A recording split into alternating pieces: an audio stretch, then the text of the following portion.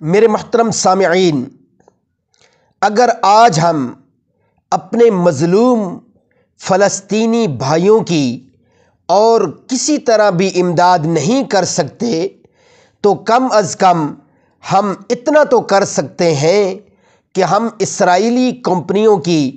تجارتی اشیاء کا بائیکاٹ کریں